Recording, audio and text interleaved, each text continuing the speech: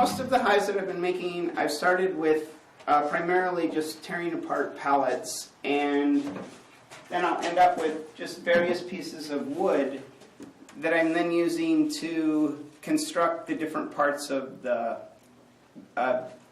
hive with. And there's various stages because I build an inner chamber, or an inner support, that ends up looking like this. It's just a hexagonal shaped thing with supports, and this will be the frame for the outside of the hive that will then get boards running along the outside to keep out water, wind, rain, etc.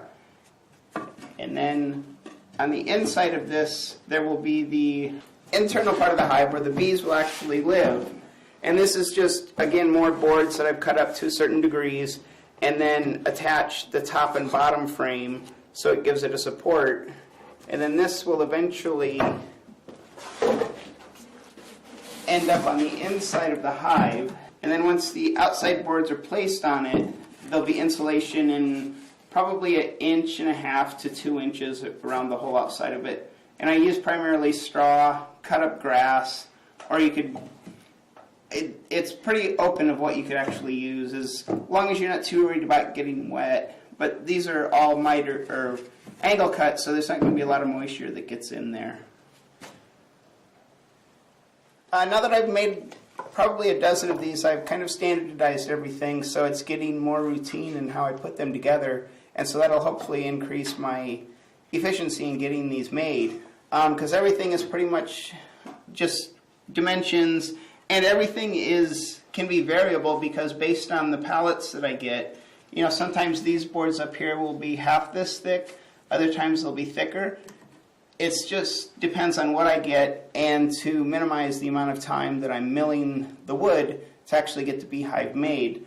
The one specific area that needs pretty precise measurements is what I use to make the inner cylinder out of, because that's got to be really tight.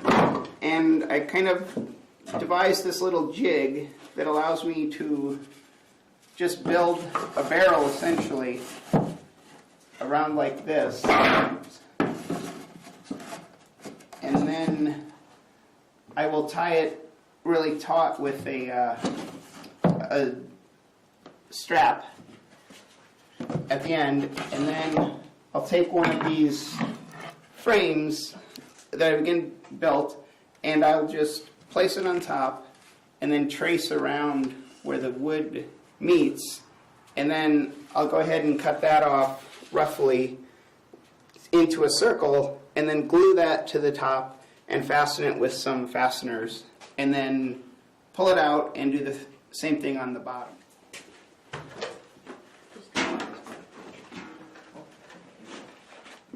Okay, once I get everything assembled, the outside portion of the box will look like this. It's just the frame with the attached wood all the way around.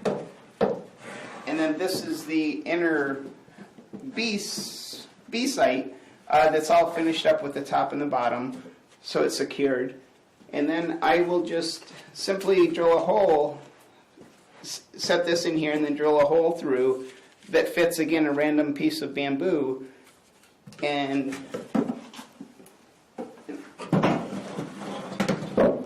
this will be the bees' entrance and exit. And it's really helpful because they have a lot less space to defend when it's just this little circle, because this will be filled with bees all the time, so very few, wasps or other predators can get in there when they don't want them to, and then the bees are just more comfortable in getting in and out as they go along. And then on the top, I essentially just make a simple little frame that goes above the square that's in the top, and then the bees will naturally build comb on that, and then all throughout the other side. And the inside of this will be just get heavily pulverized from where they don't build comb.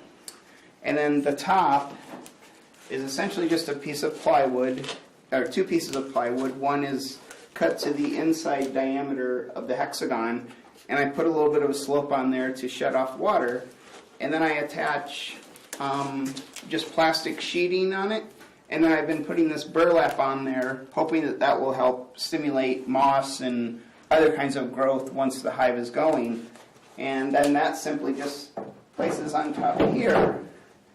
And these hives can be put, 4 to 5 feet above the ground, either on a table or a picnic table, or they can be hung in trees, set up on branches. And I'm going to set up hopefully like 5 to 10 this spring that I just bait the inside with comb water, essentially when we melt down comb and save the water, and then also some propolis water inside just to see if bees will naturally inhabit it. On my property here I have lots of trees that I can climb up and see what we get out of them.